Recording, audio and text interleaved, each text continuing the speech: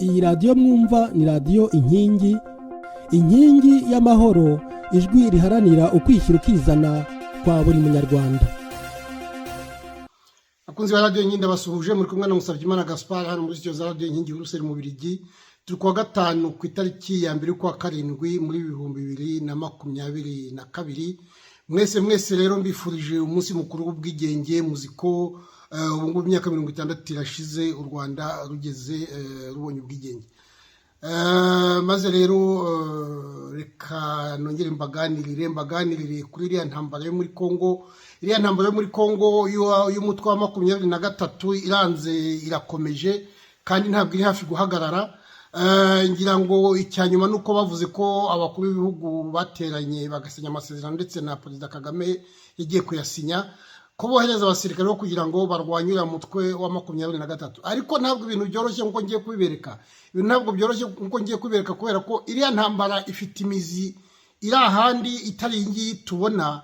Yicukumbuye ibintu byose n'ubushakashatsi bwagiye bukorwaho, cyane kuri za universite z'abanyamerika zanditseho ibintu byinshi cyane ku buryo ubona bisobanura iyi ntambara y'umutwe wa 23 yanze ikaba agateranzamba muri kariya gace. Muziko kuva 94 bari abantu batera hariya, habanje ba Mutebusi n'abankunda, habanza za LCD Goma, haza hariya ba Makenga, haza Bantaganda, hazaza n'abandi, kubera ko gahunda bafatiye kariya gace ni ndende cyane kandi urabona ko irimo igenda ishyirwa mu bikorwa.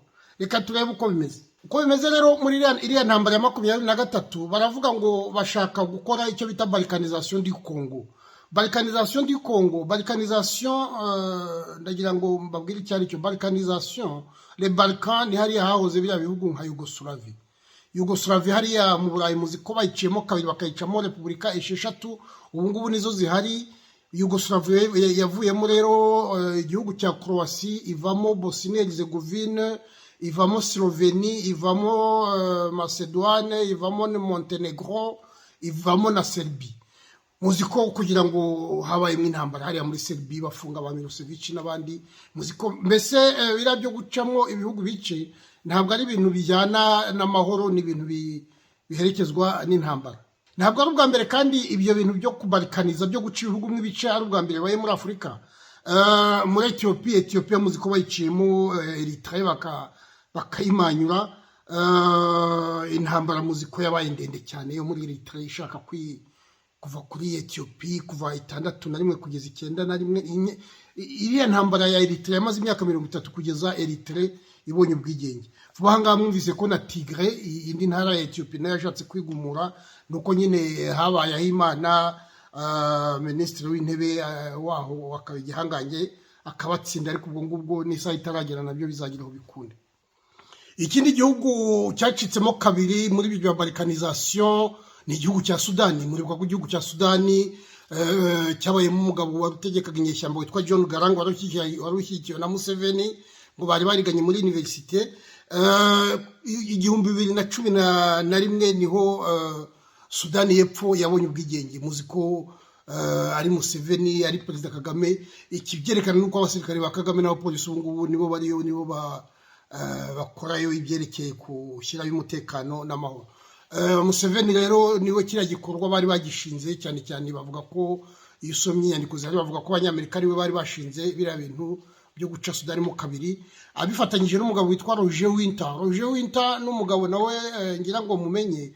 Roger Winter ni umugabo w'umunyamerika ugeze gukora mu by'impunzi, azwi cyane muri iriya ntambara yo mu Rwanda igihe inkotanyi zakoze kongere i Washington muri 1988 bavuga ko bagomba gutera u Rwanda. Niho bafashe icyo bita option militaire. Niho icyo gihe FPR yafashe option militaire, ni ukuvuga ko ariho bakoze inama bakavuga bati tugomba gutera u Rwanda byanga bikunda. Icyo gihe rero Roger Winter niwe wari uhari abashakira aho bateranira, ndetse yakora icyo bita logistique, ni ukuvuga ko yabashakiye aho bacumbika, abashakira amacumbi, abashakira ibyo barya. Kuko icyo gihe bari bavuye imihanda yose bateranira Washington. Muri kwa icyo gihe hari harimo uriya mu professor witwa Alexandre Kimenyi, niwe wari wateranyije abo bantu bose. Bivuze ko Alexandre Kimenyi yitabye Imana, ariko yitabye Imana wabaye kubera ko ku itariki ya 5 y'ukwa 7/94 bafata Kigali yari ahari, ariko wakoze guverinoma batanze imyanya ntibagire icyo bamuha, asubira muri Amerika rero agenda babaye cyane, kandi yari yarakoze akazi k'indashyikirwa.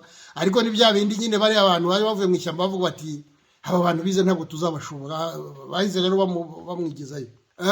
Tukiri rero kuri ibyo ngibyo byo guca Kongo mo kabiri, mu 2019 harize imyaka 3 musenyeri witwa Fridolin Ambongo, ni umusenyeri wo muri Kongo, niwe wongeye gutera akamaro avuga ati Kongo bagiye kuyicamo ibice, bagiye kuyitera imirwi. Icyo gihe yari hariya muri za Beni Butembo, aravuga ati iyo plan yo guca Kongo mo kabiri, gahunda yo guca Kongo mo kabiri, uko imeze nuko Kongo u Rwanda rugiye gufata ziriya za Kivu, hanyuma muri Ituri gafatwa n'Ubugande. Aravuga ati iyo gahunda irahari rwose ndayizi, ati tugomba gukora ku buryo tuyikoma mu nkokora. Icyo gihe yanavugaga nyine ko u Rwanda rwatangiye, kubera ko rwatangiye no gutuza abantu muri Kongo, ndetse n'ubu ngubu rukaba rugikomeza.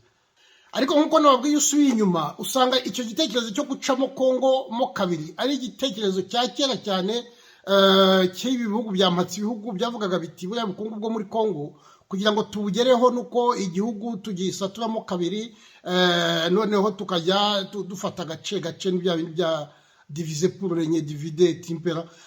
Ni ukuvuga ko agahugu ari gatoya, ni ukuvuga ko za Kivu zigenze wenda zigashodekana n'u Rwanda, ni ukuvuga ko wagenda agatereta u Rwanda yagera ku bukungu bwa Kivu. Za Katanga muziko nazo zigeze gushaka kwigenga bakoresheje Moise Chombe, aho ni muri za 60. Ni ikibazo rero gikomeye kimaze imyaka n'imyaka, kandi ntabwo kirarangira kuko Kongo bayifatiye imigambi itari myiza cyane. Nababwiye ko hari inyandiko nyinshi nabonye, cyane cyane inji ziri mu Cyongereza, ariko wenda ndagenda mbabwira izari zo namwe muzajya kwirebera.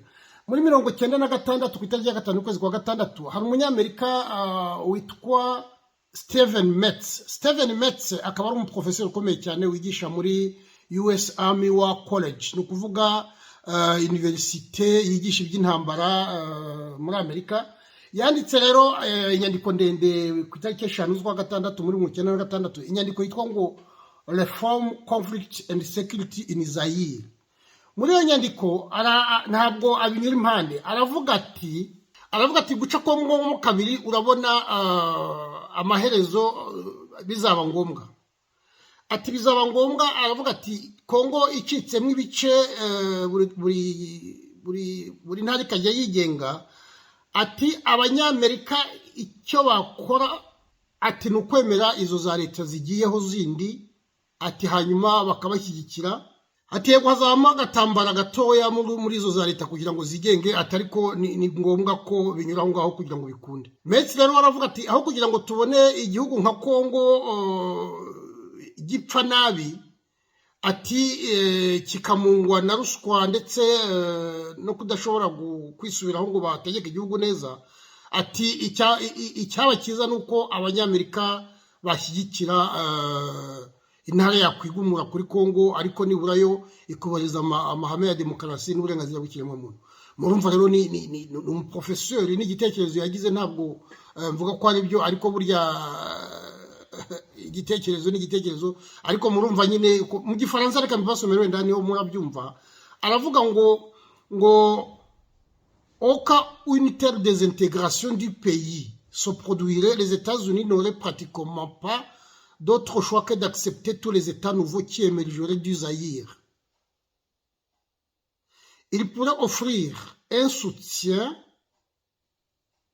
diplomatique pour réduire au minimum la violence qui accompagnerait cette désintégration nationale. Et il devrait ouvrir des canaux de communication avec les nouveaux États. Au lieu d'assister à la faillite de l'État central embourbé dans l'impasse et dans la corruption, incapable de se réformer, autant soutenir une province séparatiste clairement attachée à la démocratie. Nabibabwiye rero, waravuga ati aho kugira ngo igihugu gikomeze kizambe kibe muri za ruswa no kutubahiriza amategeko no kutubahiriza demokarasi, reka duce mu duce Kongo, utwo duhugu duto tuzavamo ari two tuzashyigikira. Murumva rero ko ni ibintu bikomeye cyane. ntabwo ari we wenyine aho ngaho ni muri 1996 ku itariki ya 8 y'ukwezi kwa gatandatu 1999 hari uwitwa Orina Ottaway nawe afite umushinga witwa demokarasi et état de droit no kuva demokarasi n'igihugu gendera ku mategeko we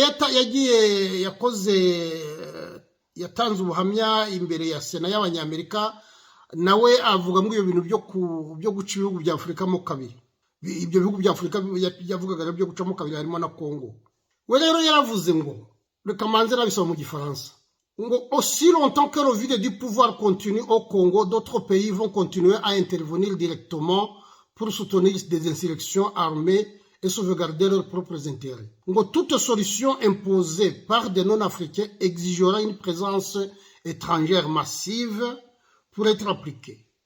Les intentions peuvent être louables, mais des interventions pour une partition du territoire africain et pour la création de nouvelles entités politiques et institutions placeraient les États-Unis et d'autres puissances étrangères dans un rôle colonial, ce qui n'est pas une décision à prendre à la légère.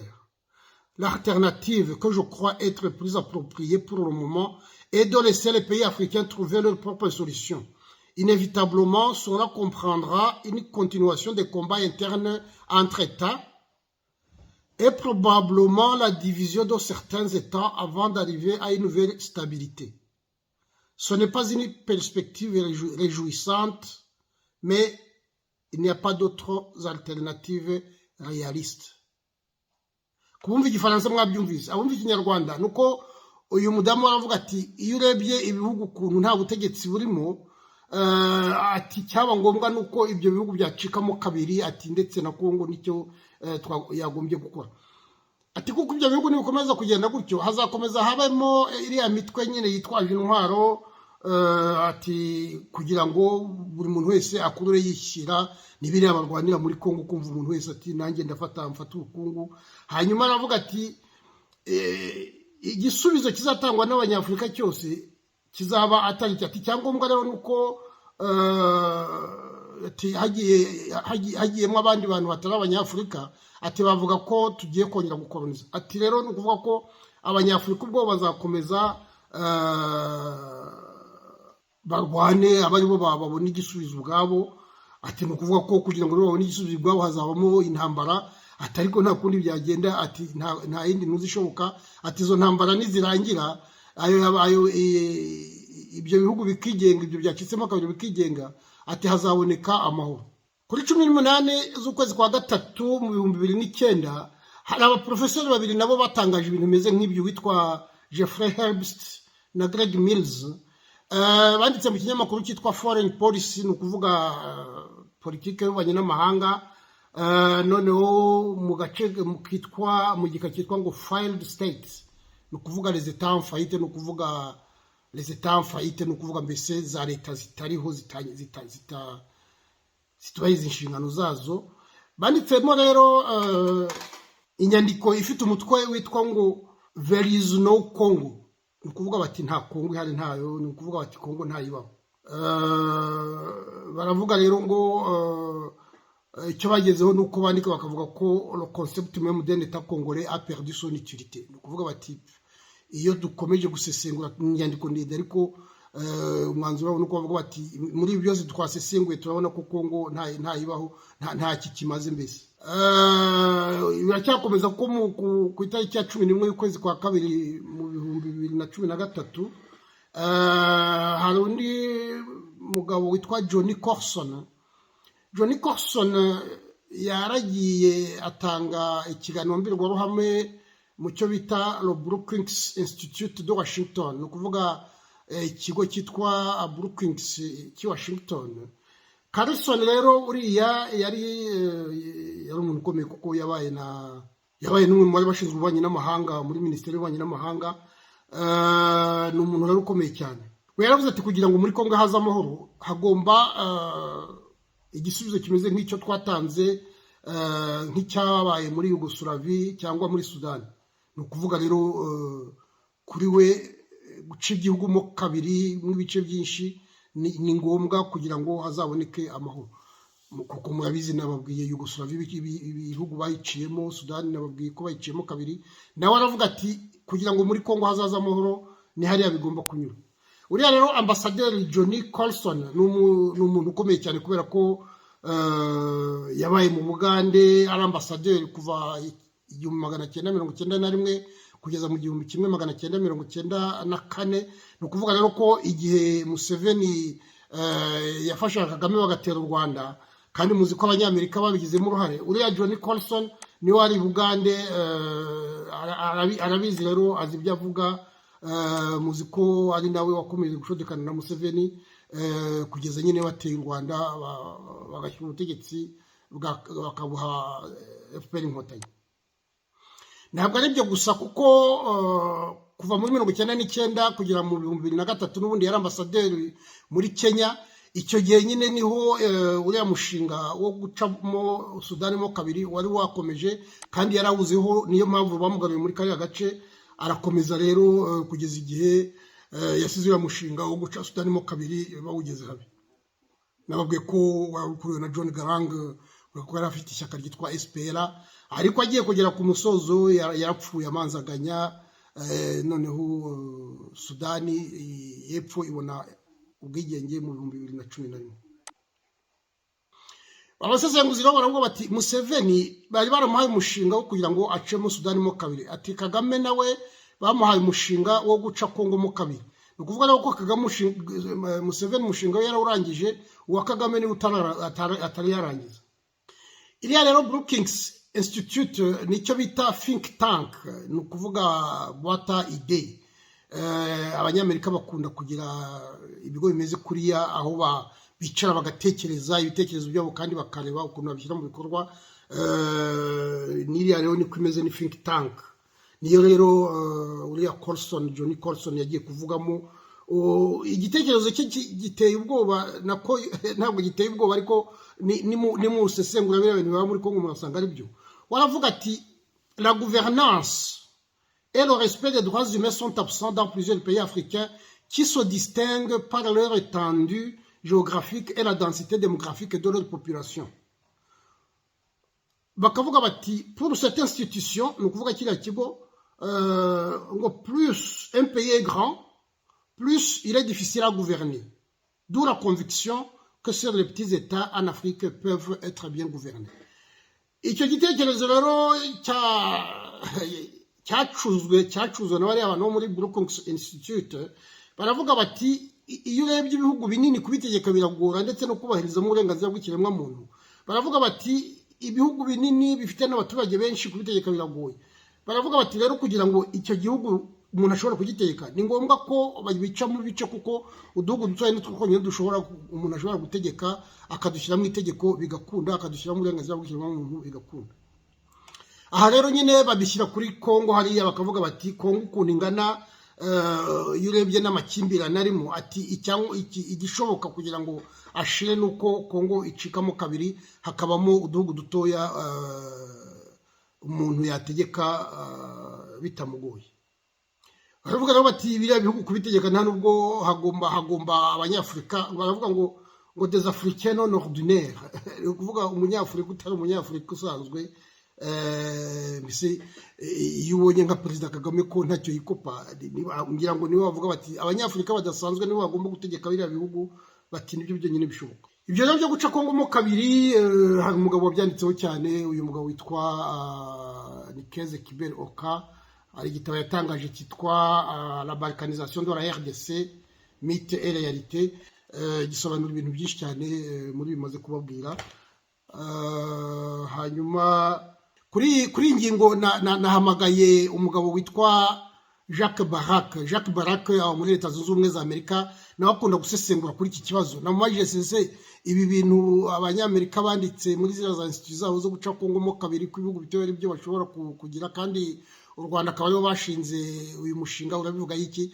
Reka mwumve uko yambwiye, nabyo ni ikindi kiyongera kuri ibi ngibi bimaze kubabwira. Jacques Barak wiwe mukomere cyane kandi murakoze kuba muntumiye muri iki kiganiro cyanyu. Jacques Barak, nzi ko ukunda gusesengura ibintu bera muri kariya gace. Nari ndimo mvuga ko hari inyandiko nyinshi zivuga ko Kongo bazayicamo kabiri amaherezo. Izo nyandiko wenda nawe urazizi, ndetse biriya bitero bikomeje kuba muri kariya gace. Icyanyuma akaba ari iki ngiki nanone cyuriye mu twa 23 kirimo kibera hariya za Bunagana no muri Rucuru. Urabibona utaho icyo kibazo ugisengura ute, Jacques Barak? Murakoze kumbaza icyo kibazo. Kiriya kibazo cya balkanisation cya hariya muri Kongo ntabwo ari ikibazo gishyashya, bundi ni ikibazo cyatangiye kuva kera. Cyatangiye n'abakolonisateur b'igihugu ba Kongo. Muzi ko kera higeze kuba ibyo bitaga secession katangeze, bikaba byari bifite rezo yuko ubukungu bwo muri Katanga bamwe bashakaga kubugira, kandi ikiriya gice cya Kongo kikaba independent. Ubwo rero ni evolution normale muri kiriya kibazo cyo muri Kivu, muri este ya Kongo, yuko naho haba iyo nuza evolution ya balkanisation, kubera ubukungu buhari, ubutaka bufite zira za minero zose, kugira ngo ibihugu bikontrola ubukungu bw'isi kugira nabwo bushobore kubwexploita kandi butishyuye imisoro myinshi cyane. Rero iyo gahunda yo kubalkaniza kara gace rero ikaba nayo yaratangiye mu gihe FPR Inkotanyi zifata ubutegetsi mu Rwanda. Iyo gahunda bakaba ari developer, ariko ubu kabisa nkaho iri gupfuba, kubera ko ntabwo conditions zose zihagije kugira ngo habe balkanisation muri karakarere. Bisaba ibintu byinshi cyane kugira ngo habe balkanisation, ariko iyo gahunda yagomba kuba yararangiye muri 2005 ikaba itarakozwe nk'uko yagomba gukorwa. Ubu ngubu bakaba bari gushaka ubundi buryo bwo gukontrola izo za resources zo muri ko karere, akaba ariyo justification y'intambara M23. Ubu ngubu izanye indi façon, ubundi buryo bwo kugira ngo iyo balkanisation igire indi forme, ako ikaba ari nk'emprise ya resources zo muri ako karere. Ariko ntabwo bivuga yuko balkanisation idashobora kuba, kuko iyo gahunda yo ni kuva kera, ariko nibagira ubushobozi n'ibikenewe kugira ngo iyo balkanisation ibe, numva icyo gihe balkanisation duhora tuvuga izakorwa, ariko biracyafite inzira ndende kugira ngo bikorwe. Iyo uvuga ngo biracyafite inzira ndende, se ubihera he? Kandi iyo uvuze uti balkanisation mbere no kuvuga guca Kongo mo kabiri barabishatse birabananira, ubihera hehe? Umuntu yakubaza ati kuki ubyemeza? Urebye ukuntu guverinoma ya Kongo n'abaturage bari kureagisa par rapport ya presence y'abasirikare b'ingabo z'u Rwanda muri karakarere, kandi ukareba yuko nta bantu u Rwanda ufite bashobora gukontrola karakarere, ubona ko bikomeye cyane muri iki gihe. Wenda byagushoboka igihe FPR Inkotanyi ifata ubutegetsi, ko abantu benshi ntago bari bakamenye exactement ibyo bashaka muri akarere, ariko ubu abaturage bo muri Kongo n'ubutegetsi bushyashye bwo muri Kongo bumaze kumenya iyo gahunda, kandi abenshi ntago babishaka. Nabo bari gushiramo ubushobozi bwinshi cyane kugira ngo iyo gahunda nizashoboke, kandi nabo bakeneye ubwo bukungu kugira ngo badevelope igihugu cyabo. Niyo ntuza niho mbivana yuko ari bigaragazo byerekana yuko bitazashoboka vuba, kandi ko bikeneye izindi ngufu, imbaraga nyinshi cyane kugira ngo bishoboke. Ubu rero urasanga uriya mutwe wa 23 amaherezo yawo n'ubundi bazongera bakabutsinsura, hakongera akagaruka amahoro. Ubundi amahoro agomba kuzagaruka, kubera ko nta development ibaho n'amahoro, amahoro adahari. Ariko uriya mutwe nawe ntabwo ufite, urebye kereka habaye izindi force cyangwa se ubundi bushobozi bashobora kugira, ariko uriya mutwe ufite ibibazo bikomeye cyane, kubera ko abaturage n'ingabo za Kongo bishize hamwe kugira ngo bawurwanye, kandi nibashobora kugira imbaraga bakeneye kugira ngo uriya mutwe bawuvane hariya, ndumva bitazatinda cyane.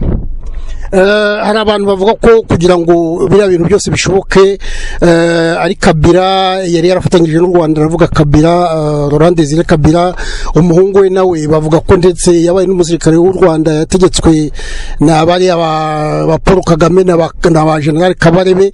Ese ukeka ko kuba Tshisekedi yaraje nabyo byasobanura ko gucamo Kongo mo kabiri, no kuvuga uriya mugambi uriya mushinga wo gucamo Kongo mo kabiri nawe yari yarabaye igihato cyatumye uwo mushinga utihuta? yego guverinoma ya Tshisekedi nawe ifitemo uruhare kugira ngo iyo gahunda nikomeze, kandi ifu gutandukanya guverinoma ya Felix Tshisekedi n'iza mbere zabayeho, yaba ari ya Kabila père cyangwa se fils, kubera ko uko ari babiri bose bazwanye bashizwe n'imbaraga nyinshi zari ziturutse mu Rwanda. Abangaba bashyashya rero bo nta mbaraga zaturutse mu Rwanda zabashizeho, ku buryo bafite iyo liberté na le mouvement yo gufata decision d'une manière indépendante ku byerekeye igihugu cyabo.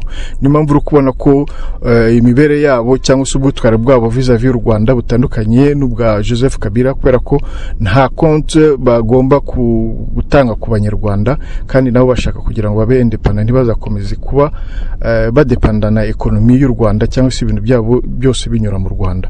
Donc urumva ko harimo difference nini cyane hagati ya guverinoma ya Joseph Kabila n'iya Felix Tshisekedi. Ba Felix Tshisekedi bo ntabwo bafitanye amasano cyangwa se za relation n'u Rwanda, bo bashizweho n'ubutegetsi bundi cyangwa se amatora yabaye muri Kongo ntabwo bazwanye n'intambara kuzibavanye mu Rwanda. Niyo mpamvu bafite ubwo bushobozi, kandi ndumva bakaba bafite niyo liberté yo gushobora gushiraho izo structures zishobora kudatuma ko iyo balkanisation ibaho. Uwo mushinga wavuze ko utazashoboka cyangwa ko uzasohora bitinze. Ndibuka Pasteur Bizimungu akiri president ko yigeze kwerekana ikarita ya Kongo, akerekana kira gice umutwe wa 23 rwaniramo ko cyahoze ari cy'u Rwanda, ko ubundi ari cyo bagombye kugarura. Uratekereza ko u Rwanda rukiri muri iyo logique, ruracyari muri uwo muyo? Ubundi Perezida Bizimungu niwe wari ufite gahunda yo kubalkaniza muri karakarere, ariko kubera ko byamunaniye, niyo mpamvu bigomba kuba ari mu mpamvu zimwe atashoboye gukomeza kuba president, kubera ko buriya babashizeho ntago bashoboye gukomeza kumusuporta kubera ko gahunda itakozwe. Ariko urabibona nawe ko iyo gahunda yakomejwe, n'abandi bashizweho, abandi basirikare baraza banga gusubira muri Kongo, kubera ko ntago bashaka no gusubira muri Kongo, kubera ko iyo ntambara muri Kongo nta kintu yari babwiye, benshi bashaka gutaha, ariko kubera aba sponsor n'abategeka zira ntambara bo bashaka ko bakomeza kugera muri Kongo, irakomeza. Ariko bisaba yuko ingufu nyinshi ziba muri iyo gahunda, ariko Kongo yashizemo imbaraga zose zishoboka kugira ngo iyo gahunda nizashoboke. Rero Pasteur Bizimungu, President Pasteur Bizimungu nawe akaba atarashoboye kugira ngo iyo gahunda ikomeze, kubera ko na Joseph na Desire Kabila aba president. Ikintu cya mbere yakoze no kutongera kurespekta amasezerano bari bafitanye, surtout yo gukontrola ubutaka bwo muri est ya Kongo. Bikaba byaramugoye cyane kugira ngo bakomeze iyo gahunda. Turibuka ko basohoraga ayo makarita berekana u Rwanda rwa kera, u Rwanda rugari, kugira ngo bagarure ubwo butaka, bikaba byarananiranye. Ariko bavuga ko u Rwanda rugeze gutuza y'abantu, ndetse n'ubu ngubu hakaba hari igice kinini gitujwemo n'abanyarwanda.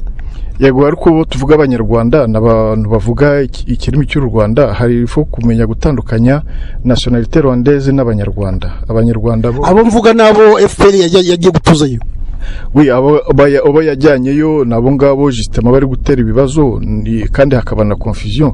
Niyo guverinoma yo muri Kongo kabizi ko ubu ngubu izi gutandukanya abaje bari abo bita infiltré n'ababaye muri icyo gihugu kuva kera bitwa ko ari abanyarwanda.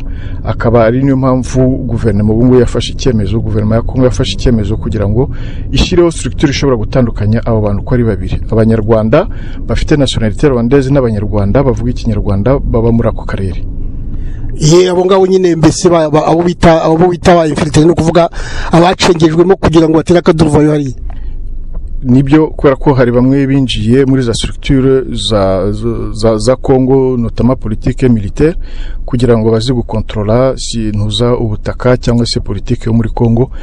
Abo rero akaba ari bo guverinoma ya Felix Tshisekedi yafatiye mesure kugira ngo ishobore kubatandukanya n'abandi. Urakoze Jacques Baraka, namwe mukomere cyane. Maze rero mwese ndabashimiye, nababwiye ko nibyo bishoboka rwose nzajya ncukumbura nkababwira imizirimo ihabura ibibazo naho bituruka, cyane burya ubumenyi buba mu bitabo nk'uko nababwiye. Ngaho rero mwirirwe, mwongere mugire umunsi mwiza w'ubwigenge bw'u Rwanda.